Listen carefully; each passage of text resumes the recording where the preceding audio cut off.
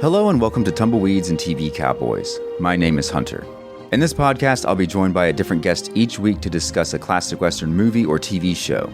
I've been a fan of classic Westerns for as long as I can remember, and in recent years, they've become very nostalgic for me. I love the aesthetic, the tropes, and I love seeing different filmmakers' takes on them. At their best, they're incredibly entertaining, rewatchable, and some of my all-time favorite movies are Westerns. We'll mostly focus on Western movies made in Hollywood, but we'll also be covering spaghetti Westerns, and one thing I'm very excited to get into are Western TV shows. I've got some amazing guests coming on the show, film professors, historians, and podcasters. And Tumbleweeds and TV Cowboys is part of the Someone's Favorite Productions podcast network, and many guests on the show will be from other shows on the network. Thanks for listening. Hello, my name is Kevin Tudor, and I'm one of the three hosts of Almost Major, a film podcast dissecting many major indie studios and the films they release. Every week, myself, Charlie Nash, and Bryden Doyle discuss overlooked, forgotten, or bona fide classic indie films via studio-specific miniseries. We've previously covered numerous films from Artisan Entertainment, Lionsgate Films, and New Line Cinema. Titles including The Blair Witch Project, American Psycho, Dogville, But I'm a Cheerleader, Saw, Requiem for a Dream, and Ringmaster, you know, the Jerry Springer film. Anyways, we have a fun time every week and we hope you will join us. Subscribe to Almost Major wherever you get your podcasts. Now proudly a part of the Someone's Favorite Productions podcast network.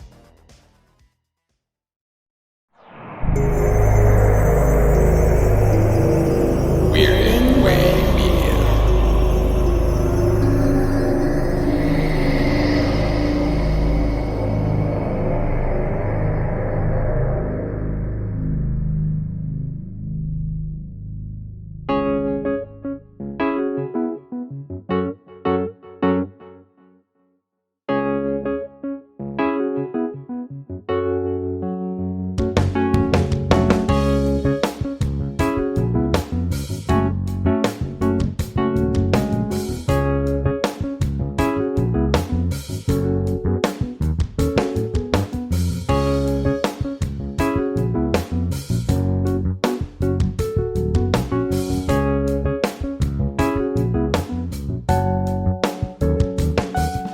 Welcome back, Midnight viewers, to Father Malone's weekly roundup. I am Father Malone, and with me, as always, is a yummy girl herself, Miss Ripley Jean. Say hello, Ripley. And we've got a very special guest sitting in with us this week here on the roundup, all the way from the Sunshine Cab Company, Mr. HP. HP, how are you? I'm doing well, Father Malone. How are you today? I'm very well. Listen, there was no roundup last week, everybody. I know everyone was disappointed because I got a shit ton of mail asking if I was okay, which is actually very heartening. So thank you. Yes, I am fine. It's just that this is a streaming and new release show that I'm just doing in tandem with the other show, which means I'm covering newer material, which means I don't necessarily have an opinion on that material before I come in. But I know that this show began with an idea toward leaning in the direction of recommending things that are good rather than beating up on things that were bad. And the previous two episodes of the Roundup, where I covered Final Destination and Mission Impossible, were both kind of slogs for me, and I felt bad slagging them off. This past week, I went and saw the new Wes Anderson movie, and I fucking hated it. And I was just depressed all weekend long, not wanting to fucking put more negativity out there. I ended up just not putting out an episode. And as soon as I decided not to, I felt great. And so anyway, that's a bad movie. It's a poor man's version of the Royal Tenenbaums, if that makes sense. You'll see it when you see the movie, you'll understand what I mean. Ultimately, that's it. But this week, holy fuck, we have a spectacular entertainment. Even if I'm making fun of it, it's so hard to describe. We're talking about the very first annual Yummy Awards on NBC. HP, where were you when the Yummy Awards first hit the air? Did you have Yummy Awards parties every year? I did. I had a little checklist. Who's going to win the Yummy for the performer whose name is easiest to spell, or the best series about a barbarian and an evil wizard, which are both actual Yummy Awards that were awarded. This would have been 1983. So this was wheelhouse for us, Father Malone, for Saturday morning cartoon enjoyment. So to be honest, I don't remember ever seeing this, but clearly when I looked this up on YouTube, the full show, there were a lot of people saying, "Wow, I remember this," and "Oh, I missed it because it got preempted by this that." So this was a thing. This was a big deal. It just passed me by. Do you have any memory of it? Absolutely. I remember seeing it when I was a kid. And I remember at the time even knowing full well what they were doing. That this was not an awards show. This was a sham. This was yet another attempt to introduce children to their new lineup of Saturday morning television series. They did this every year. Don't you remember? Like every series, every network, every year, we would have some sort of get to know your new television series special. CBS, NBC, ABC, they would all do it. And this was the kids' version because I guess kids today can't remember. I'm sure everyone listening to this show is old enough to remember, but we used to have a block of children's programming on Saturday mornings. That was it for us, other than reruns after school before regular programming took over and kids were banished to the bedroom. Sure. There were a myriad of ways that networks would self-promote their own programming and their own shows. Obviously, one of the other big examples, which we're not going to get into too much, but things like Battle of the Network Stars, which is not a direct comparison to this sham awards show, but that would typically feature the prominent stars of the day, the Happy Days team or the Beretta team or what have you. But this particular piece of promotional material got by me. Battle of the Network Stars are effectively promotional tools. It's get to know your stars of your favorite shows. We mentioned the stars, we mentioned the shows, but at least you're getting to see them play tug of war. Absolutely. This is a fake awards show where every nominee is the only nominee in a category just for that show. The utter insanity of it. Well, what's fascinating is so let me back up. The whole reason behind this becoming unearthed for me was that Father Malone sent me, as he does, as we do for each other, we'll send each other little clips, not memes necessarily, but a funny clip from this or that show or what have you. And he sent me a clip from what I later came to know was the Yummy Awards 1983. And I said, does the full version exist? Because the clip you sent me was so bonkers. And sure enough, it does. But what I came to learn in my research was that this show was produced and directed by a guy named Jeff Margolis, who would go on to produce and direct dozens of real awards shows and telecasts. The American Music Awards, the Oscars, the Country Music Awards, you name it. This guy was the producer director of those. So this comes with a pedigree, is my point. And it's shot like you would expect the Oscars to be shot, is it not? You can totally believe this is an award show. As I said, I watched most of it even as a kid and thought, well, this isn't actually an award show. And like, wait a minute. Because it looks and sounds, and there's a red carpet sequence coming in. There's Yeah. all the introductionary stuff. There's songs and dances. It's got it all. It's got an audience peopled with terribly scary children in tuxedos clapping along as if any of this makes sense. It's like a Bugsy Malone version of the Academy Awards audience because it's kids, but they're kids in actual like formal wear with, nice dresses and tuxedos and white gloves and the whole bit. And they're just having a great old time in the audience. They're eating it up. Now, the host of our show, star of the day, star of Silver Spoon, star of the champ, he'll eventually be Rick. Here he's Ricky Schroeder. Got kind of a lisp. He does have a lisp, and I was actually struck. I didn't know that he was from New York natively. He was born in Brooklyn, I think. He has such a thick New York accent that came through while he's talking. I had no idea. I thought that was a put on when he did NYPD Blue, but he is actually a native New Yorker. I was surprised by that. Right around this time period, I had a friend who vacationed in New York with his family, and they were visiting St. Patrick's Cathedral. Seated in the pew in front of him was Ricky Schroeder. And at one point, he leaned forward and said, "Excuse me, are you Ricky Schroeder?" And Ricky Schroeder leaned back, placed his arms behind his head in a superstar move, and said, "That's my name. Don't wear it out." And my friend said, "I think you're a prick." Oh, boy. Okay.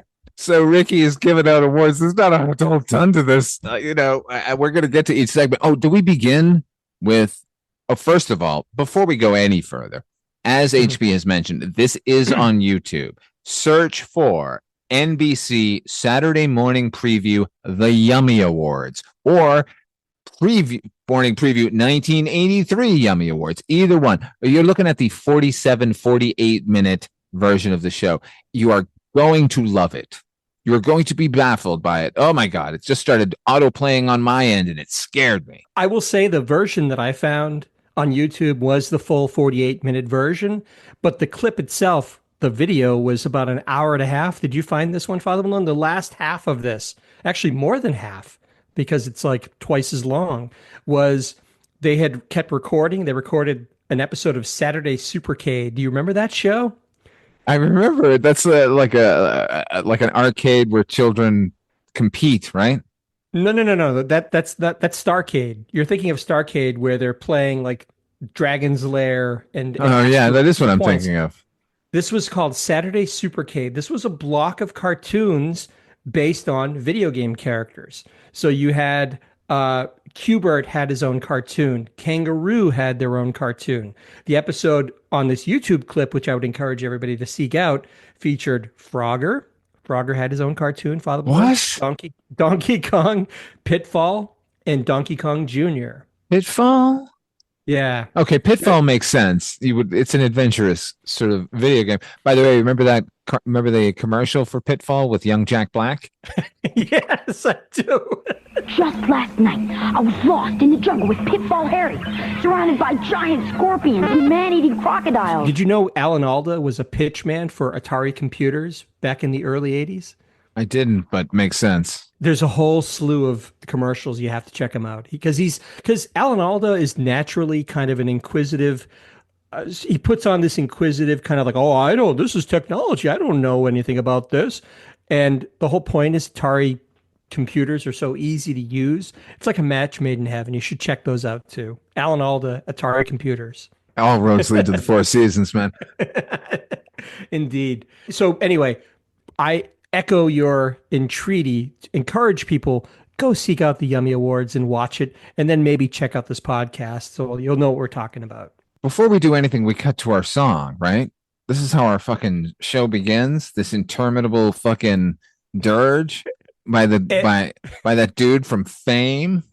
What's his name? And Crystal Hart. Lee Carrere. He was from Fame, and he did a movie with Tawny Katane called Crystal Heart. Do you remember that movie? I do. It was like a boy in the bubble situation where he. That was him. She was a rock star. She dances seductively for him.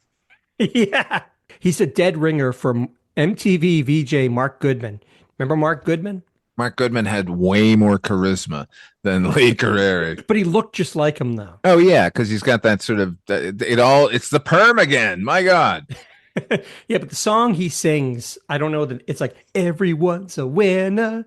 And he goes through all of the cartoons. He references Thundar the Barbarian. He references Alvin and the Chipmunks, and you name it. Like the Hulk, Spider-Man. It's great. Like, it's just great. I mean, it's terrible.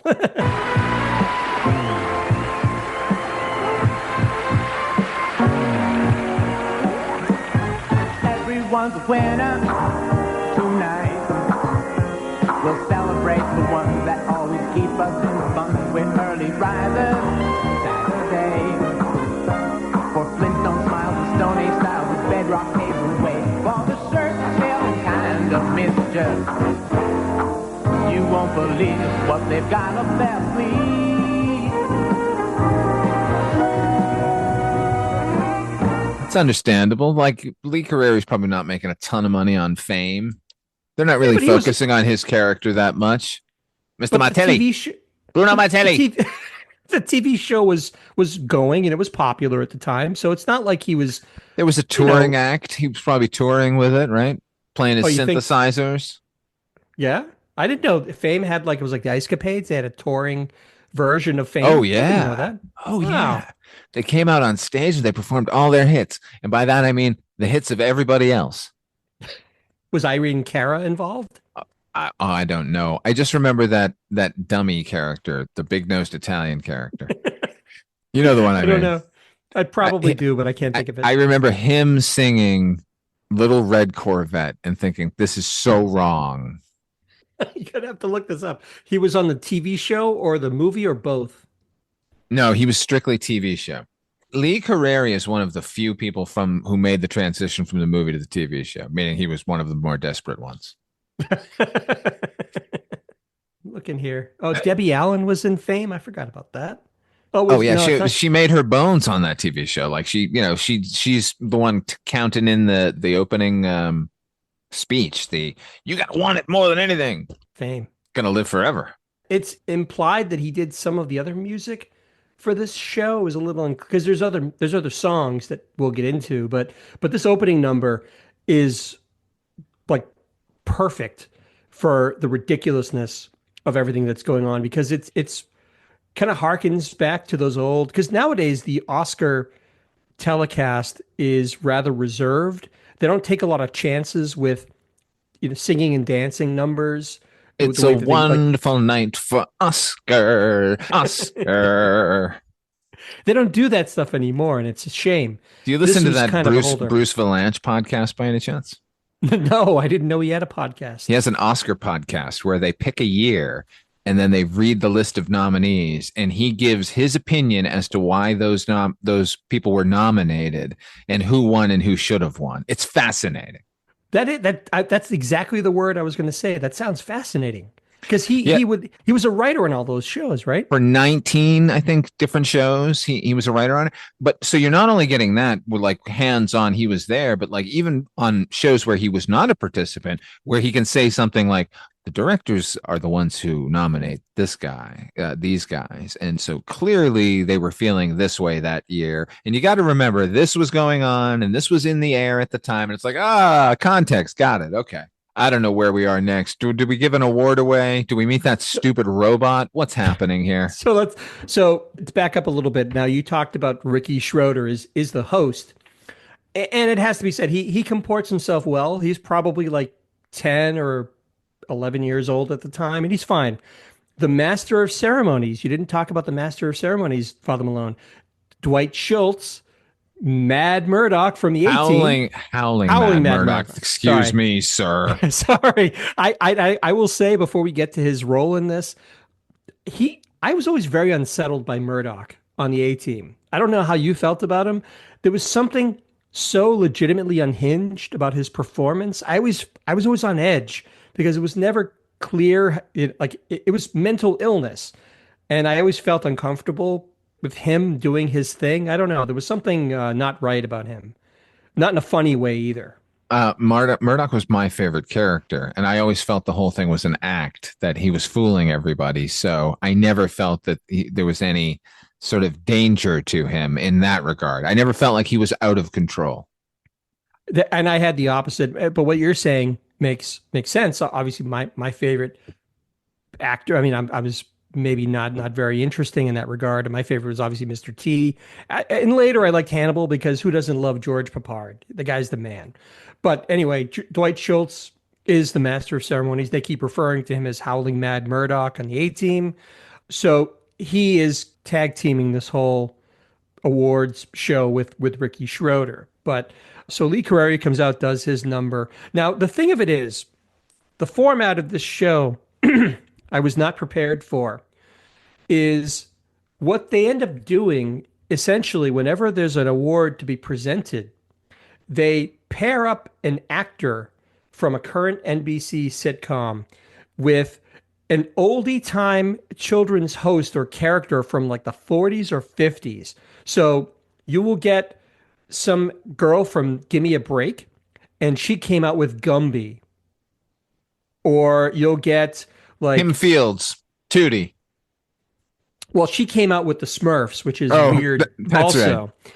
But like Tina Yothers, they keep calling her Yothers, Which on I the think is the show. actual pronunciation, by the way. Is Yothers the actual? Okay, Tina Yothers. If she's let's say. in the room and they're saying it and she's not correcting them, then yes, that's her real name. She came out with the actual Bozo the Clown, which was Very unfunny. that's what I'm getting at here. Like they also you see there's features for Kukla, Fran, and Ollie. Pinky Lee comes out. Paul Winchell and Jerry Mahoney, the ventriloquist act, come out. It's heartbreaking, Father Malone, how little response these old timers are getting from the audience. They You mean the mostly- audience of toddlers in fucking formal wear?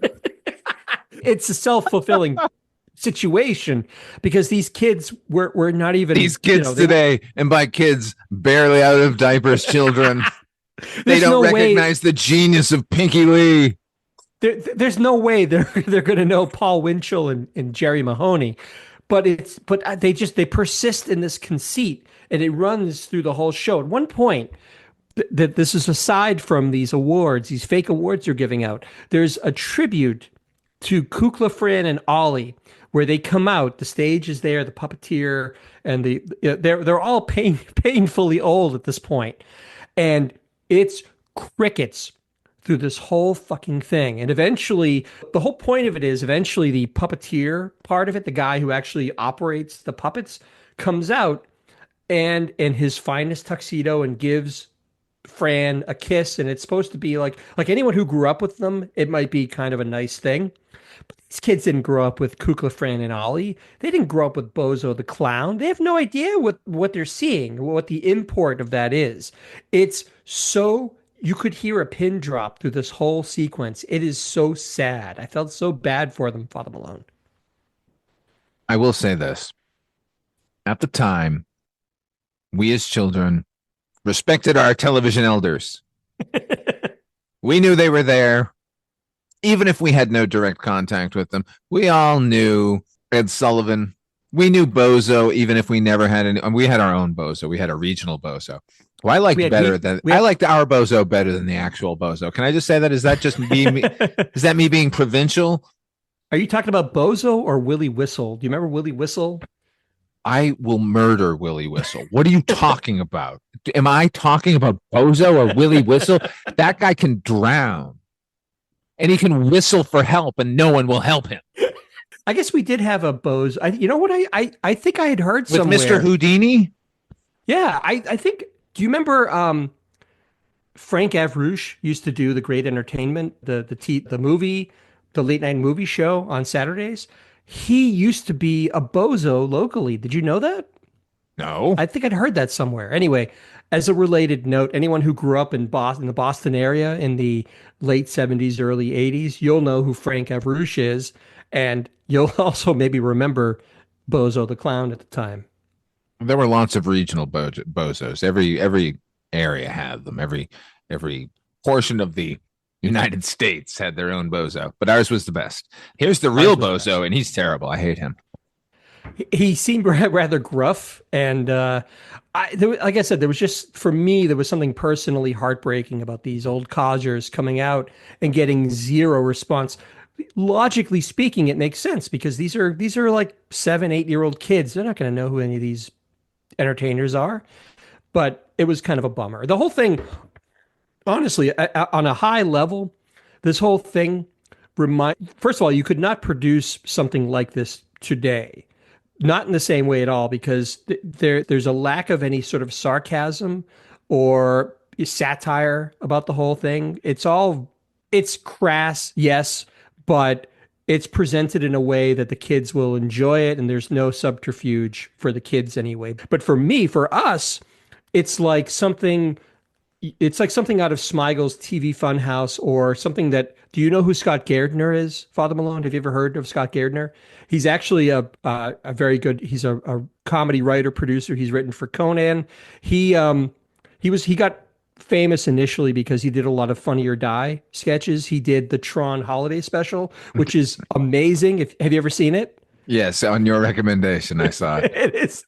It still makes me laugh. He did Michael McDonald's Tricking It to the Treat, which I watch every I Halloween. knew It's we were going to fantastic. get back to Yacht Rock. Okay, enough of this fella. Sorry. Anyway, there was something so purely bizarre about the whole proceeding that that's who I'm reminded of. These great comedy minds of today.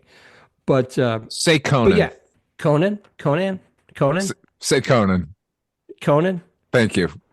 Did I say Conan Yes. before? Yes. I'm sorry. Conan O'Brien, I think is who you were talking about earlier.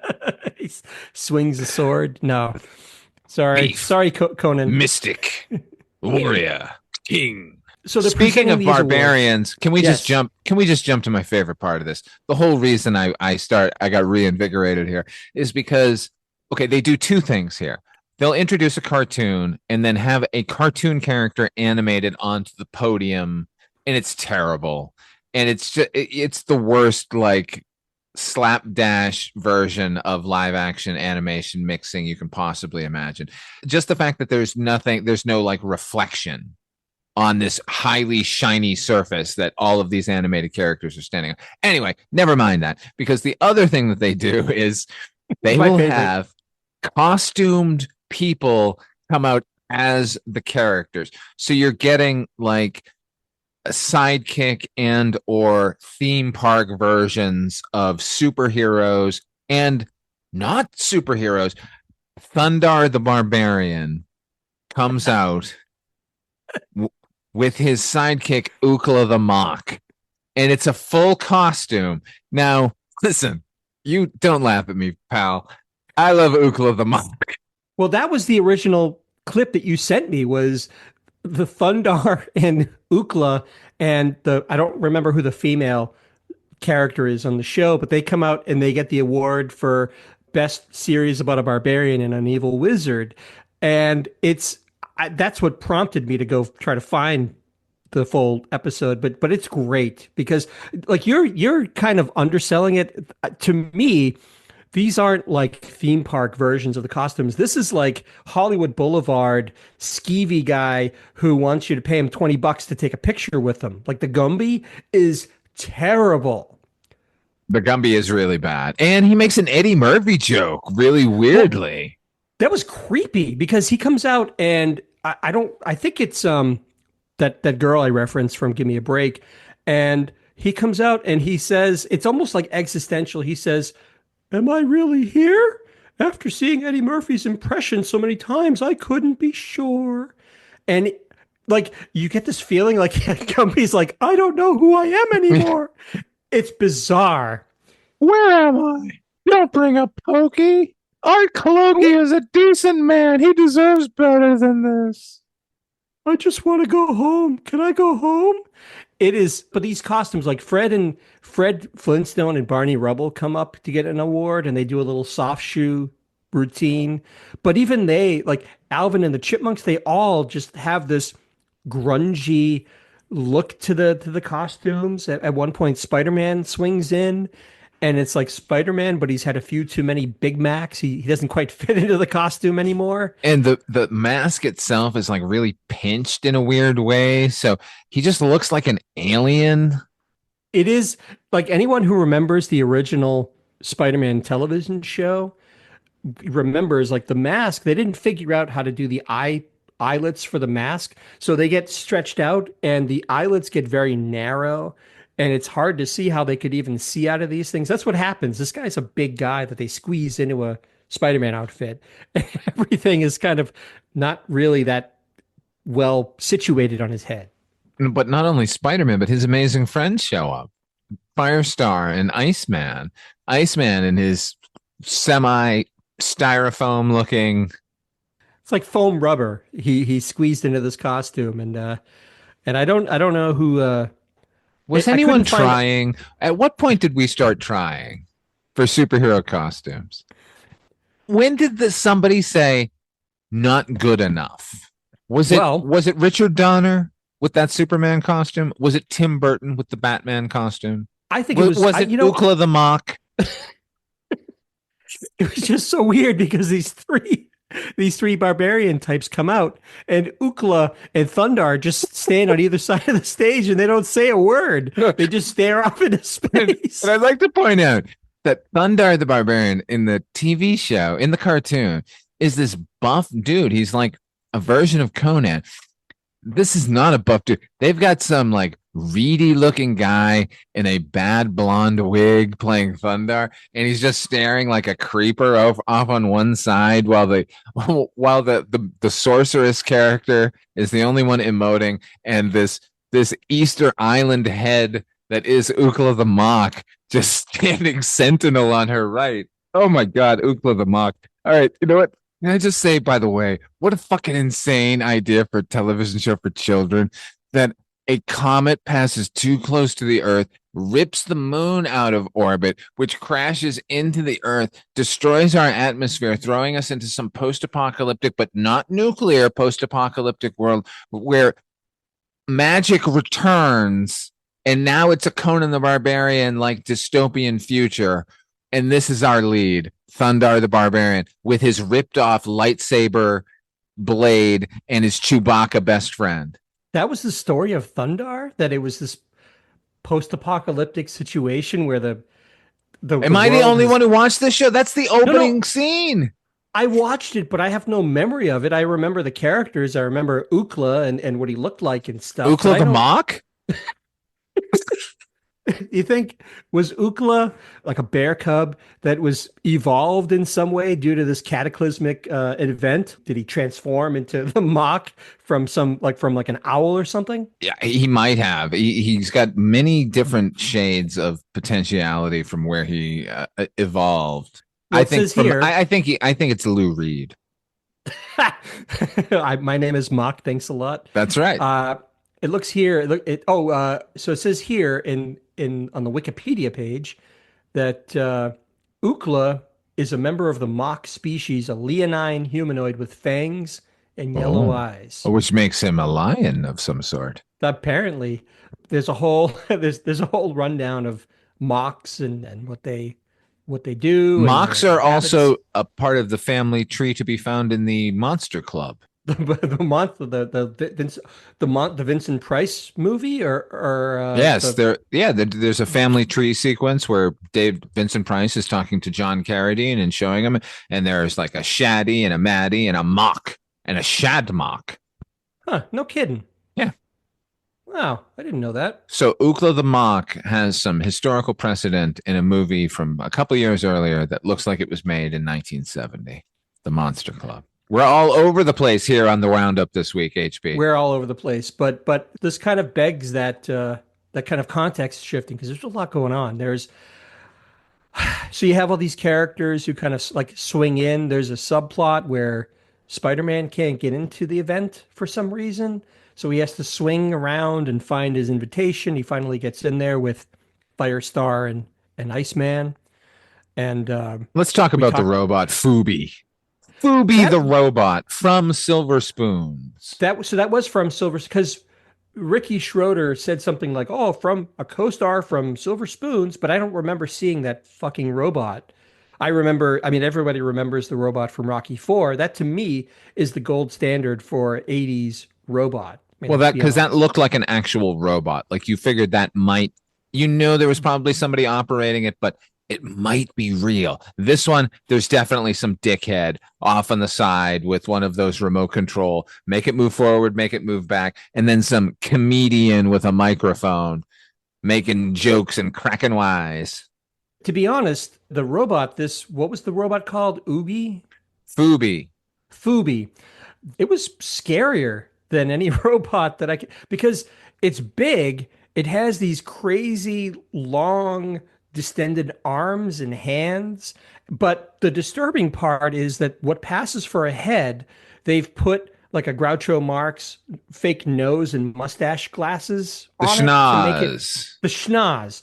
The Minkman schnoz. To make, probably, obviously to soften the appearance a little bit. For me, it had the exact opposite effect. Exactly the opposite. It made it a terror.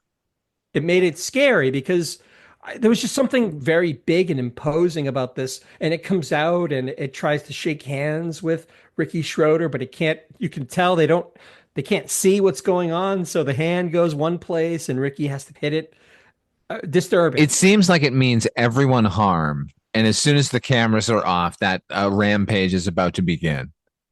Yeah, pretty much. And the schnoz is a thinly veiled attempt to make you think that it means you no harm. But in reality, this thing is gonna like you're dead. This is AI gone amok. This will distract him long enough for me to get my giant hands on him. And then it's curtains for you kids. Yeah, keep clapping, you child in a tuxedo. You're next. Yeah. We're all over the place, but to be fair, the show is all over the place. What do you want me to take this thing straight? Come on now. All I can say is I need to see. Evidently, this is one of those that's out there, but never surfaces. There is a Dwight Schultz SNL audition tape out there that is apparently renowned. I didn't know that he tried out for SNL. That's interesting. You can see why now when you watch this, right? He's effectively doing Robin Williams. He's very quick. I will say that. No kidding. All kidding aside, he has to come out several times to do a little bit of shtick.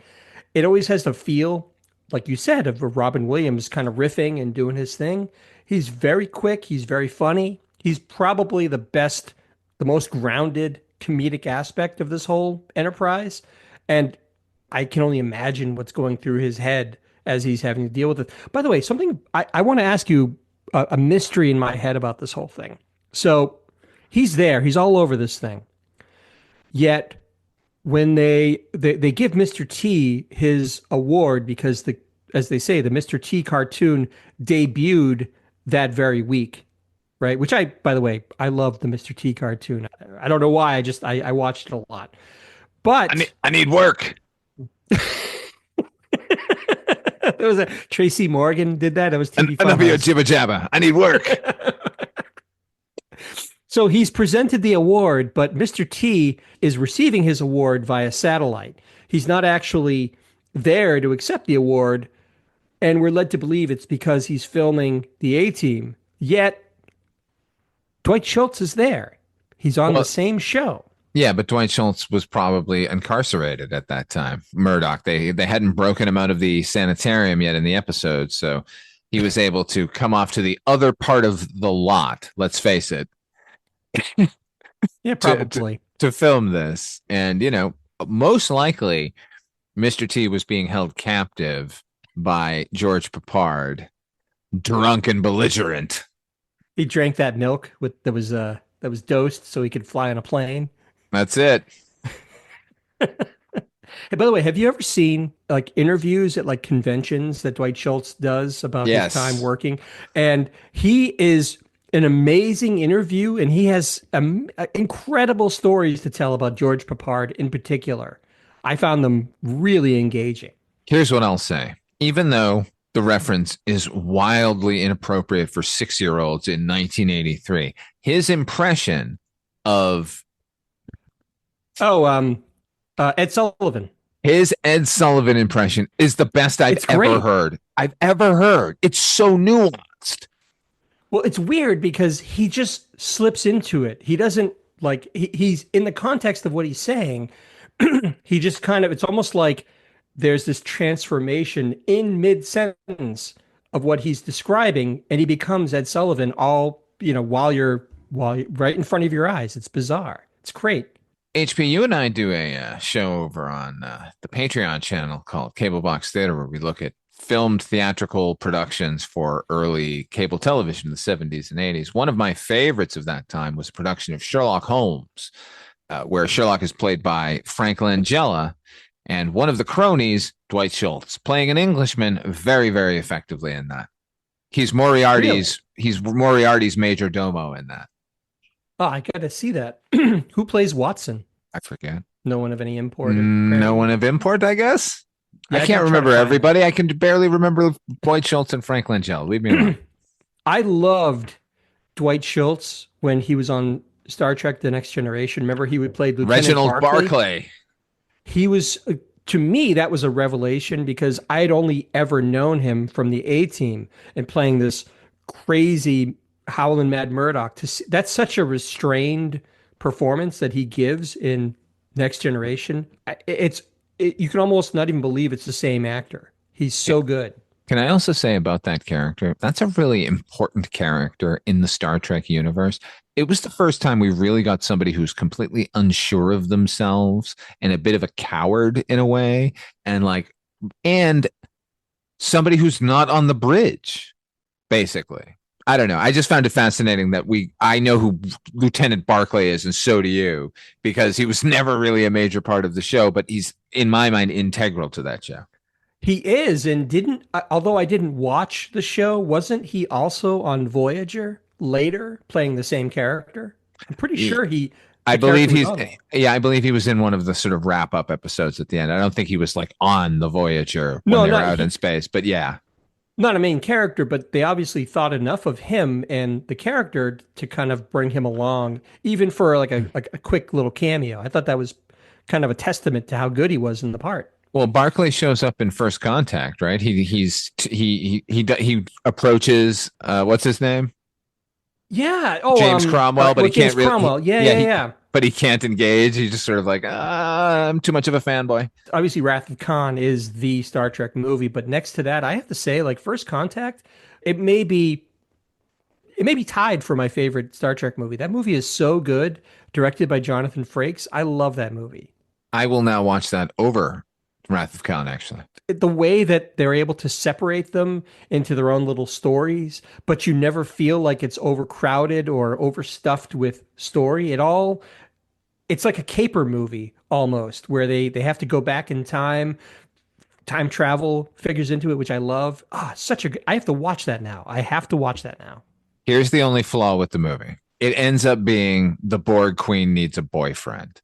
The Borg Queen does not need a fucking boyfriend, okay? That's bullshit. But it gave us the Borg Queen. That alone cements that movie in the Star Trek pantheon. Well, it's kind of bananas that Alfre Woodard is in a Star Trek movie. It's something that she always seemed like much more of like a prestige actress. You broke your little ships. I love that fucking movie. I saw that movie half a dozen times in the theater. And then one day in front of my theater, what's his name? Super Irish name. Neil McDonough. Lieutenant Hawk. Oh, yeah. Hawk. Yeah. Lieutenant Hawk was outside my theater, and I wanted to talk to him, but he was there with his girlfriend who was there at a veterinarian with an emergency with a pet. And I thought this was probably an inopportune time to tell him how much I liked him in Star Trek and Ravenous. Oh, he was in Ravenous too. Forgot about that. Yeah, he's the psycho soldier character in that one. And he's one of the Howling Commandos, obviously. He's That's true, with the mutton chops, right? Yeah, and the bowler hat. And the shotgun. Yeah. The guy deserved his own fucking series. The Howling Commandos deserved their own series. They should have. I mean, they've been kind of dancing around that. They were going to do that. That for a while, it's not Howling Commandos, but they're going to do Sergeant Rock. Remember that with Schwarzenegger, and that fell through. They almost did it again with Daniel Craig like 10 minutes ago. Sergeant Rock? Yeah. Really? Sergeant Rock is on the list of DC movies right now. Huh. Anyway, back to speaking of Marvel. Yes, speaking of Marvel, Marvel, not Marvel, Marvel. Yeah, this was. I'm always charmed by anything that takes any of this sort of Marvel promotional stuff or just pop culture that that is from before the MCU, because it's real easy for people to forget that before Iron Man, Marvel, there was nothing prestigious about a Marvel movie, about Marvel TV shows, about these Marvel characters, which is why you have the costume for the Hulk is a goddamn shame in this. He looks like a child's drawing of the Hulk. He's all out of proportion. He's got these big shoulders, but little stubby arms. And the expression is just a mask, so it's unchanging. And he kind of like hobbles around the best that he can. He probably can't see out of the costume. It's so low rent, but that's what Marvel was back then. It was not considered a big, prestigious thing. Look at the Roger Corman Fantastic Four. Look at the Captain America movies, which I think you've covered in the past on the Culture Cast, maybe, or elsewhere. Father Malone, have you? Are you talking about the 1990 Captain America with Salinger? The one that was they were going to release in the theater, not the TV show with like Reb Brown. Was that his name? The football player? Yeah, no, there were two TV movies in the Yeah. 70s. And then in 1990, there was a movie with Darren McGavin and the grandson of J.D. Salinger, That's the one. And Ned Beatty was in it too. Ned Beatty. And as the Red Skull, for some reason, Red Skull is Italian in it. Like he's like a Mussolini character instead of a Hitler character. Inexplicably. Oh, no, it's not inexplicable. It's because they got a tax break to shoot in the Mediterranean. So they're like, well, we'll just make a Mussolini instead. Who is that actor? He was from Pump Up the Volume. He was the father. Yes. What is his name? Scott something. Chesterton. Scott Simonson. Scott. Are you being serious? No, I don't know what his name is. Scott Paulin. Scott Paulin, who I remember, as you do, in Pump Up the Volume as Christian Slater's dad. But I also remember him in a really good segment of a horror anthology Western called Grim Prairie Tales, called One Bullet. That was the name of his segment. It was really good. Oh, okay. I remember that movie. Can't recall much about it, but yeah, Pump Up the Volume. There he is. I'm looking him up here. I skipped school to go see Grim Prairie Tales in Boston. It played in the theater, huh? Yeah. Oh, I didn't know that. It played at the one over by BU. Oh, yeah. That's where I saw it Do the Right Thing. I saw that there as well, but I also saw that in Saugus. Really? It played wider than that. General Cinema's twin in Saugus. Got it. Yeah, the one near BU. I saw that summer. I feel like I saw a lot. I saw Cape Fear played there. A bunch of movies. Wow. Well, I was already in Los Angeles when Cape Fear came up. Is that right? Mm-hmm. I saw Cape Fear in Los Angeles. This is going way back, folks. 1991. That's crazy. So yeah, I guess getting back to my original point, it's amusing to see how it's almost quaint how low rent and really cheesy all this Marvel stuff was, knowing that in what it a lot. In like another 25 or so years, they would get it right. I was about to say, yeah, but probably the next best, probably the Spider-Man movies was probably the next innovation in Marvel entertainment, right? From that. Yeah. I mean, what was there anything else in the 80s or 90s that? Well, Howard the Duck obviously was the giant step forward for Marvel Entertainment. I'm kidding. Blade is when we finally got a decent Marvel adaptation, but that doesn't act. I mean, look, it counts. Obviously, he's a superhero, but it doesn't count in the realm of tights and flights. Right. In my mind, it's like Spider-Man was the thing that jump started it, even though it wasn't really the MCU at that point. It was still like, wow, this is Spider-Man done right with a budget, with a great story and a fantastic director. But this was very much in the infancy of that, which is fun to watch that part of it. Oof, that Hulk though. And that's like the big fucking finale. Like, let's give a thing to this misshapen. It looked flocked too. It looked uncomfortable to touch. Flocked, like rough to the touch. Yeah, like you see flocking they'll do on like models. Like, oh, but we're putting on some grass here. Like I know what you mean. Like a bristly. It's a crafting kind of like technique. Yeah. It's just like gives me the creeps. Yeah, that is the big. He crashes out of the back of the stage, and that's that. You're right. That's it. The award show is over at that point. Oh my God, they've given out all the awards. There were so many surprises. Such a beautiful night for Hollywood. I cannot believe how many people were left out of the in memoriam. Did nobody think to mention Jabberjaw, that his family would be watching? Now I'm searching through my mind because they covered an awful lot of old timey entertainers, which they were quite old at that point. But who would have been?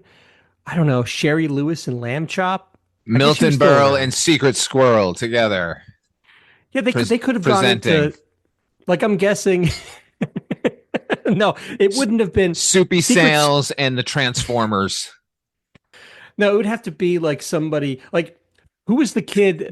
This kid I thought was like a young Adrian Zmed. His name was Glenn Scarpelli. Oh, Do you yeah, remember who who I'm is talking that about? kid? He was in everything in the 80s, man.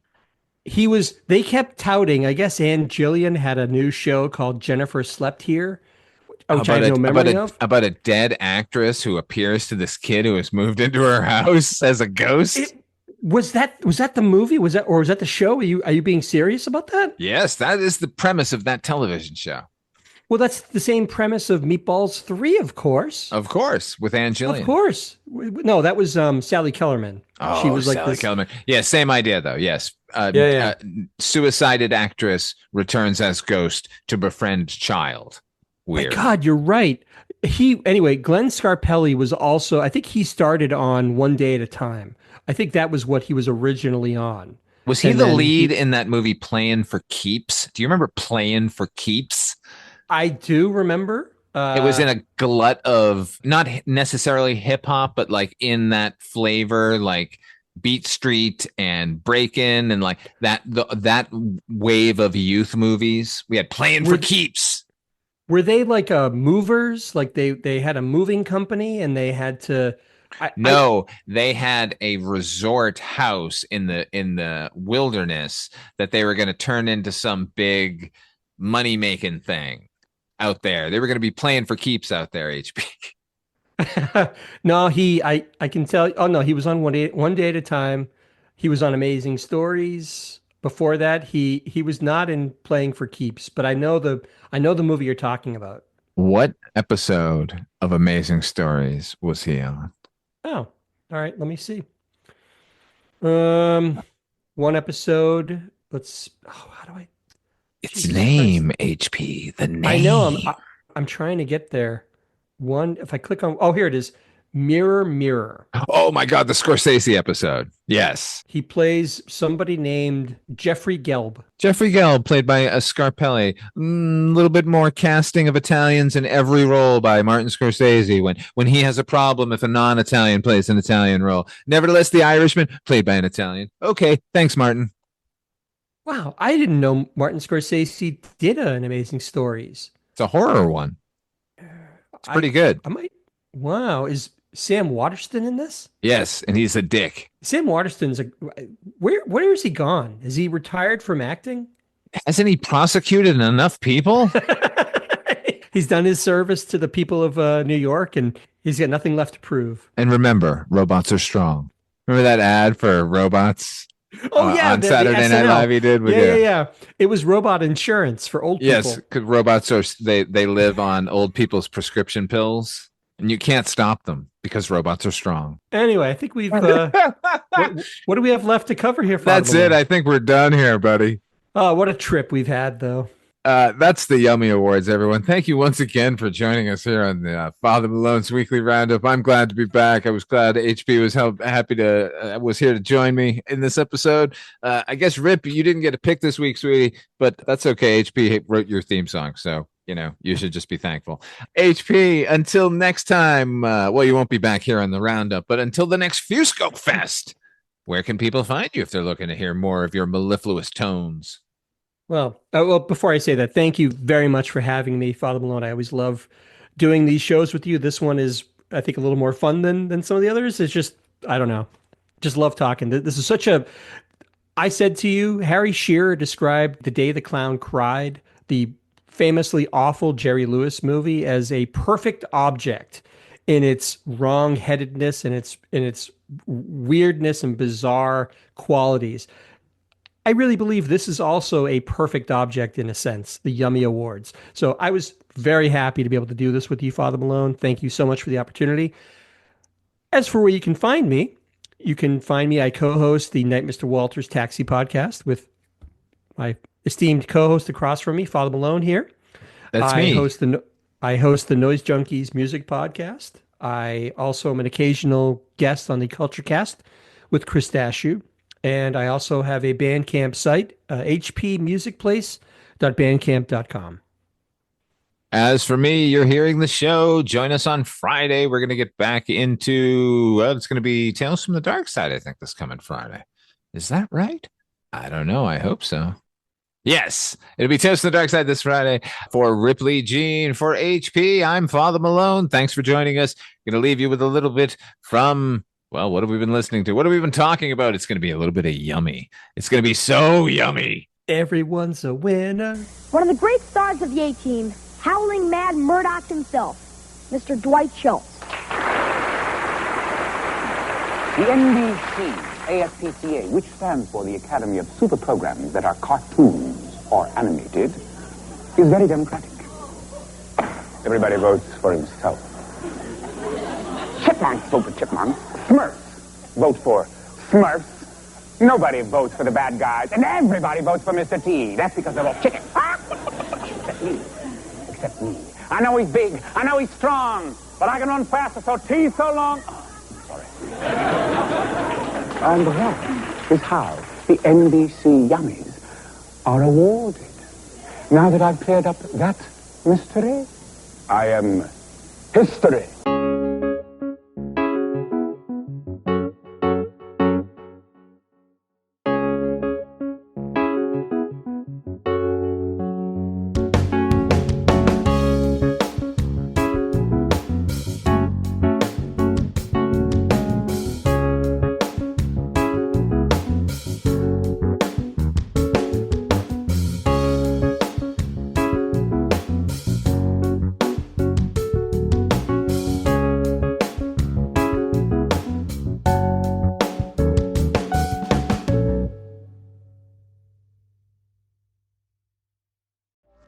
Hey, this is Jason Kleberg from the Force 5 podcast, a show that forces a guest to come up with a movie-themed top 5 list topic, and then we reveal our picks on air. Top 5 heist films, top 5 tearjerkers, top 5 movie dogs. Every show you'll be asking yourself, what would be on my list? Guests include directors, screenwriters, actors, podcasters, musicians, authors, and even a professional wrestler. Subscribe to the Force 5 podcast, and you won't just be a listener, you'll be a list nerd. The Force 5 podcast, available wherever you're listening now.